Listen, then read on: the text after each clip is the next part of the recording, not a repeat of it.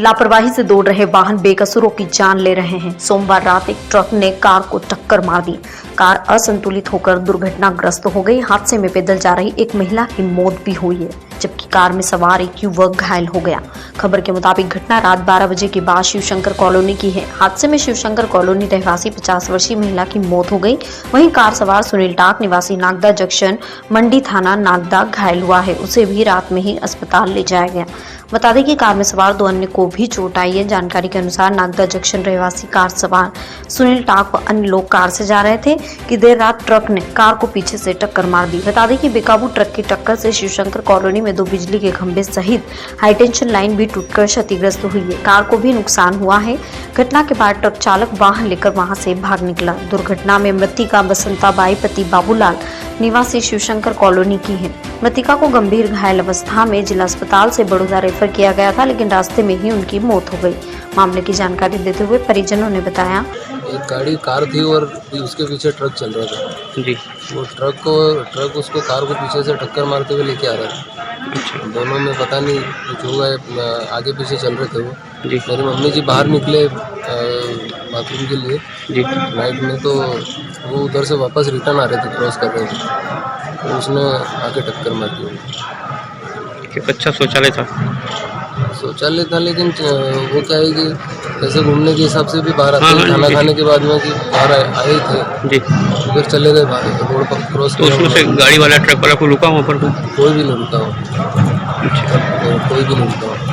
Car तो वहीं पड़े? कार हाँ शायद वही है, क्योंकि अभी हम लोग वहाँ से लेकिन उनको आपको जानकारी रात को लग गई?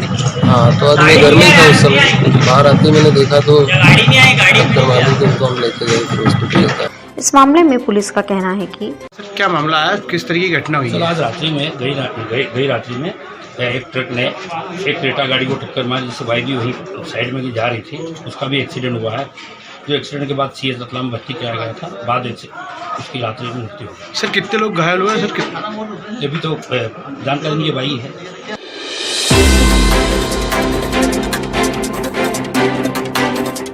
विद्युत वितरण कंपनी की लापरवाही कभी भी हादसे का रूप ले सकती है।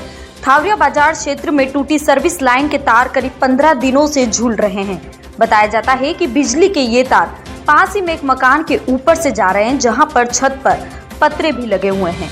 बताया जाता है कि यह हाईटेंशन लाइन यदि कभी पतरे से टच हो गई तो करंट फैलने का खतरा है। इस मामले में रहवासियों ने कई बार शिकायतें की, लेकिन अब तक कोई निराकरण नहीं हो सका। इस क्षेत्र के रहवासियों का कहना है कि ये इसको 17 तारीख से ये बिजली का ये तार गिरा था, अभी तक कोई इसके सही करने नहीं आया है। ये घर पे इसके ऊपर से जा रही है, मतलब ये नीचे ही लटक कर रहा है। इसके कहीं भी कोई भी मतलब बड़ा हादसा हो सकता है, कभी भी घर पे मतलब टच हो जाए, वायर पतरे के है ये घर, कभी भी टच हो जाएगा तो घर पे करंट वरंट फैलने का डर है इसका। ये यहाँ पे बांध के चले गए हैं, यहाँ पर कोई सुनवाई नहीं हो रही। आपने किस किस को कंप्लेंट करी? सीएम और ये चौकी इनकी जो बिजली विभाग की जो सब जगह हमने बोल दिया है, पर इनको आने को तैयार नहीं है। आते हैं देख के चले जाते हैं बस, और कुछ करते नहीं है। कौन सा मोहल्ला कहलाता है? ये विचलावा से है, थावरिया बाजार। कितने दिन हो गए खंबे को टेढ़ा हुए? इसको हो गए 10 दिन हो गए, 10-15 दिन। आपका? मेरा नाम जमुना। ये किस तरीके की समस्या है घर पे आपके? ये पतरा ये जा रही लाइन जा रही, हमारे काम ही नीचे करते भैया, छोटे छोटे बच्चे हैं और लोग कोई सुनते भी नहीं। कितनी कंप्लेंट करते, क्या करें, कोई सुनते ही नहीं ना कि ये वहाँ का हो गया तो क्या मालूम, कभी भी गिर सकते और कभी करंट भी फैल सकते हैं, हमें अंदर के अंदर रह जाए, कोई सुनते ही नहीं भैया।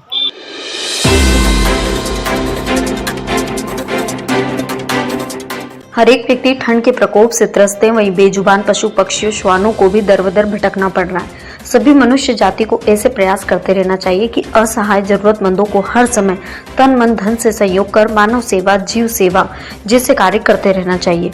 परमो धर्म कार्य कर ईश्वर का आशीर्वाद मिले, इसी का जीता जागता उदाहरण महालक्ष्मी नगर के छोटे बच्चों की टीम ने मिलकर कड़कड़ाती ठंड में आसरा देते हुए श्वानों का आशियाना बनाने के साथ साथ दिन रात समय समय पर उनके खान पान लालन पालन की जिम्मेदारी उठाने के साथ ही उनका मनोरंजन करते दिखाई दिए। जब बच्चों से पूछा गया कि इनके दूध खाने पीने की व्यवस्था कैसे करते हो, तो बच्चों ने बताया, हमें जो पॉकेट मनी मिलती है या जब भी कोई कार्यक्रम मेहमान आते हैं तो हमें खर्च के लिए रुपए दे जाते हैं, हम अपनी गुल्लक में एकत्रित एकत्रित कर लेते हैं और उसी से कुत्तों के बच्चों के लिए हम सब मिलकर इनके लिए खाने पीने रहने की व्यवस्था करते हैं। जब इसकी जानकारी षष्ठी समाज सेवा समिति के अध्यक्ष सतीश टाक को लगी तो सदस्य अर्पित उपाध्याय, अरुण राव कामले, हर्षित सोनी भी बच्चों का हौसला बढ़ाने पहुंचे। साथ ही बच्चों को सावधानी, स्वयं की सुरक्षा, स्वास्थ्य के प्रति सचेत रहने के लिए मार्गदर्शन दिया।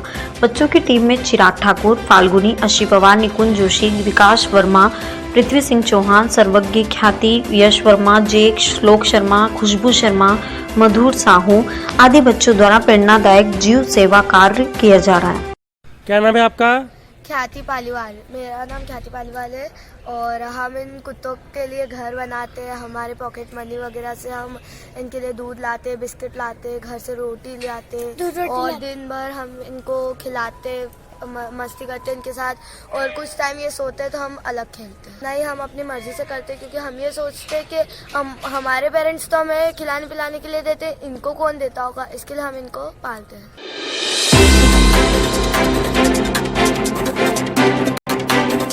प्रति मंगलवार होने वाली जन सुनवाई में इस बार भी दर्जनों आवेदन कलेक्टर के पास पहुंचे। डिप्टी कलेक्टर शिराली जैन ने आवेदकों की समस्याएं सुनी और संबंधित विभागों को भेजी। प्राप्त आवेदनों में संपत्ति विवाद, रास्ते की समस्या, योजनाओं का लाभ नहीं मिलना सहित अन्य समस्याएं थी।